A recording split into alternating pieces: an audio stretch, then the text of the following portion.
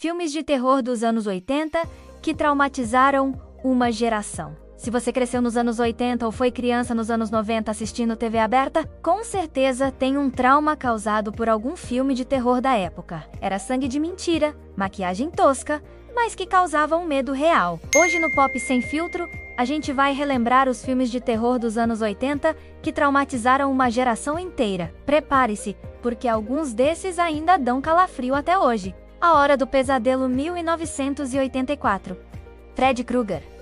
Só de ouvir esse nome, muita gente já fecha o olho de medo. O Assassino dos Sonhos fez sua estreia em 1984 e foi diferente de tudo o que o público já tinha visto. Com suas garras de lâminas, o rosto derretido e o suéter listrado. Fred atacava quando você dormia, e isso mexia com o medo mais íntimo de qualquer criança.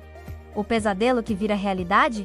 Resultado? Milhares de jovens, com insônia e pais, arrependidos de deixarem os filhos verem o filme. Brinquedo Assassino 1988. Antes da Annabelle, havia o Chucky. Esse boneco ruivo e sardônico traumatizou qualquer criança que tinha um brinquedo em casa. Chucky era um boneco possuído pelo espírito de um serial killer.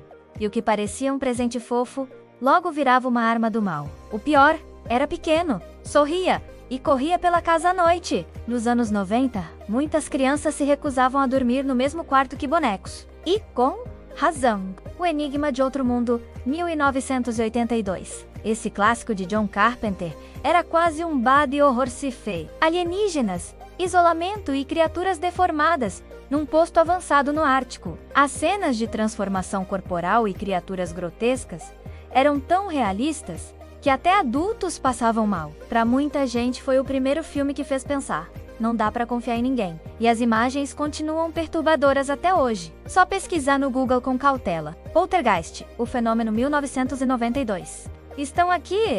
Essa frase dita pela garotinha Carol Ann diante da TV estática assombrou o sono de milhares de pessoas nos anos 80. O filme mexia com o sobrenatural dentro de casa. Objetos se movendo sozinhos, vozes vindas da televisão, armários que engolem crianças. E ainda tinha a história da maldição do próprio filme. Vários atores morreram em circunstâncias bizarras durante as filmagens da trilogia. O terror estava dentro e fora das telas. Hellraiser, 1987. Pinhead. E os sonobitas eram outra coisa, com visual gótico, pregos na cabeça e um discurso sobre prazer e dor. O filme era um terror psicológico e físico. E o que mais chocava não era só a violência, era a estética sombria, quase poética. E a sensação constante de que você estava vendo algo proibido. Hellraiser não era um filme para crianças, mas a videolocadora nem sempre perguntava a idade, né? Cemitério Maldito, 1989. Baseado na obra de Stephen King, esse filme trata de um tema que já assusta por si só: a morte de um filho e o desejo de trazê-lo de volta à vida.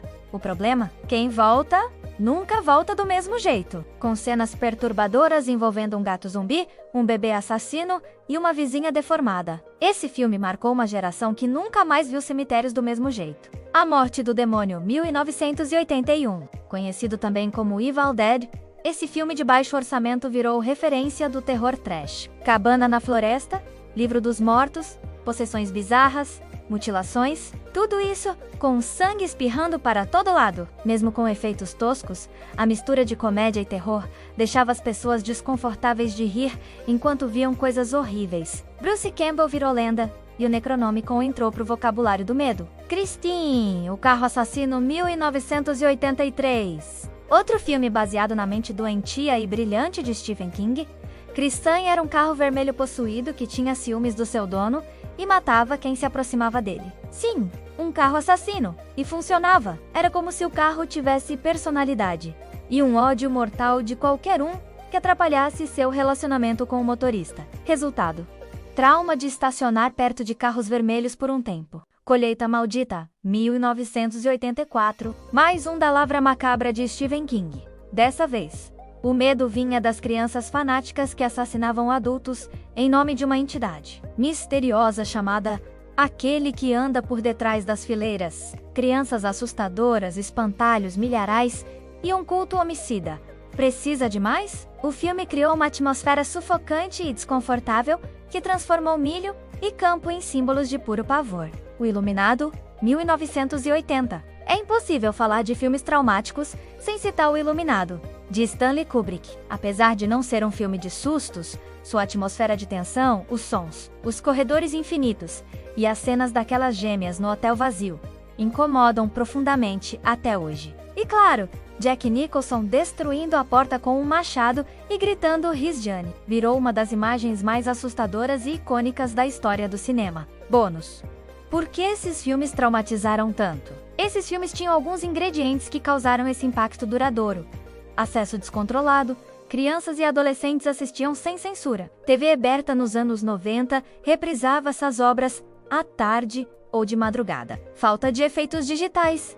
O terror era mais prático, visceral e imperfeito, o que o tornava mais crível. Temas perturbadores: morte, possessão, medo noturno, isolamento, tudo que atinge o psicológico. Além disso, como muitos de nós vimos essas obras muito cedo, o impacto emocional foi mais intenso e duradouro. Os anos 80 foram a era de ouro do terror prático, do medo cru, sem freio e sem filtro. Filmes que hoje podem parecer datados, mas que continuam vivendo no imaginário de quem cresceu com eles. E aí, qual desses te causou trauma de infância? Qual você nem conseguiu terminar de assistir? Comenta aqui embaixo, deixa seu like e se inscreve no canal, porque aqui, o terror nostálgico é servido sempre sem filtro.